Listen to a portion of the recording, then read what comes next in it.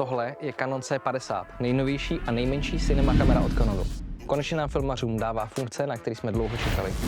Je tady zbrusunový snímač, který točí interně do RAWu, má duální ISO s rozsahem víc než 15 stop. Ve slow motionu umí až 120 snímků za sekundu ve 4K a bez kropu. Vedle toho ale umí i fotit v rozlišení až 32 megapixelů. Tohle všechno z ní dělá parádní hybrid pro freelancery, jako jsem já. Jmenuji se Ondra Lilling a 20 let fotím na Canon. Začínal jsem focením aut a postupně jsem se dostal od těch nejmenších zakázek k těm největším. Dneska pracuji přímo pro automobilky, velké agentury nebo reklamní produkce. Za ty roky jsem vystřídal spoustu foťáků, k videu jsem se ale poprvé dostal s legendárním 5Dčkem druhé generace. Pamatujete si na tu revoluci? A podobnou teď přináší C50.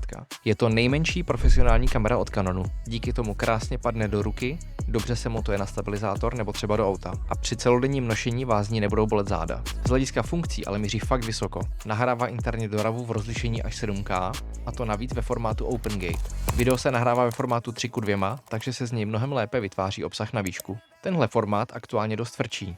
Doteď jsem musel celou kameru otáčet na výšku a jet celou scénu znova. To celou produkci nejenom zdržuje, ale hlavně prodražuje. Teď můžu scénu víc vyladit, nebo toho prostě natočit víc. Navíc umí na každý slot nahrávat video v odlišném formátu. Tuhle kameru se vůbec nemusím bát vzít i na větší produkce, protože mě nenechá ve štychu. Má aktivní chlazení, špičkový obraz a všechny podstatné funkce.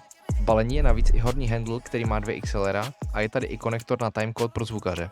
Ovládání tady zrychlují programovatelná číslovaná tlačítka, kam si můžu uložit ty nejdůležitější funkce. Jako freelancer se ale často musím spolehnout sám na sebe. Od svícení přes samotné natáčení až po střih a grading. Dost často ale k videu vzniká i set fotek. A tady mi vyhovuje, že C50 umí skvěle fotit. Má 32 megapixelový snímač, spolehlivý autofokus a až 40 snímků za sekundu. Takže fotí stejně dobře jako klasická bezzrcadlovka.